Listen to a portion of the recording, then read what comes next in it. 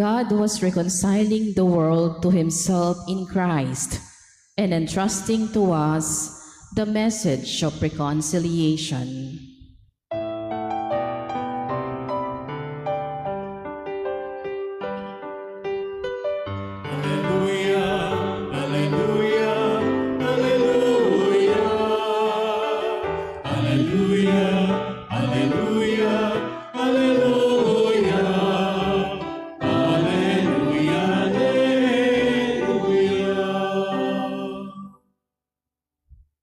The Lord be with you. And with your spirit. A reading from the Holy Gospel according to Saint Matthew. Glory to you, O Lord.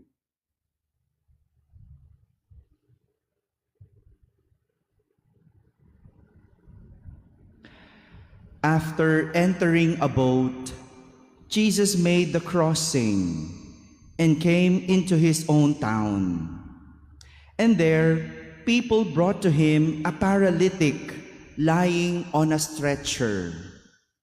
When Jesus saw their faith, he said to the paralytic, "Courage, child, your sins are forgiven." At that, some of the scribes said to themselves, "This man is blaspheming." Jesus knew what they were thinking and said, "Why do you harbor evil thoughts? Which is easier to say, 'Your sins are forgiven,' or to say, 'Rise and walk'? But that you may know that the Son of Man has authority on earth to forgive sins." He then said to the paralytic, "Rise, pick up your stretcher and go home." He rose and went home.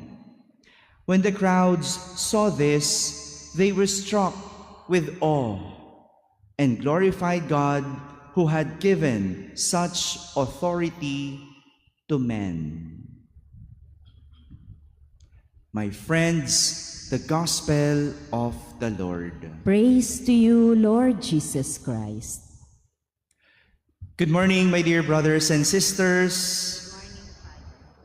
Why do you harbor evil thoughts? This is what Jesus told the scribes after he knew what they were thinking. This is a warning to us. Jesus knows what we are thinking even without speaking. The scribes were thinking that Jesus was blaspheming after he was heard forgiving the sins of the paralytic. And this is the reason why Jesus asked them, which is easier to say, "Your sins are forgiven," or to say, "Rise and walk"? Pinapamili sila ni Jesus kung ano ba ang dapat sabihin kapag may taong humihingi ng kagalingan. Siguro, marahil, ang gustong puntuhin ni Jesus sa mga eskriba ay, nakikita na ninyo ang paralitikong ito, pero ni isa sa inyo, wala man lang tumulong o wala man lang nagpagaling. Tapos, nung mayroong nagmagandang loob, pag-iisipan pa ninyo ng masama. Look at that. Look at how evil people can be. Hindi mo na nga tinulungan, nag-isip ka pa ng masama sa nagmagandang loob. Ito pong nangyayari kapag tayo ay nag-iisip ng masama sa ating kapwa. Nakakagawa ka na ng kasalanan, wala ka pang nagagawang mabuti. Dalawa yon. Nakakagawa ka na ng kasalanan, wala ka pang nagagawang mabuti. Like the scribes, they did not even lift a finger to help the paralytic, and yet they still had the guts to think badly of Jesus. Wala na ngang nagawa, may nasabi pang masama. Sadyang walang kontribusyon ang pag-iisip ng masama sa kapwa. Ang masakit pa nito, kahit nasa isip, masama na. Nasa isip pa lang, masama na. Sa bagay, lahat ng kasalanan nagsisimula sa isip. Kaya kung wala kang magandang magawa, the most charitable that you could do is to not think anything.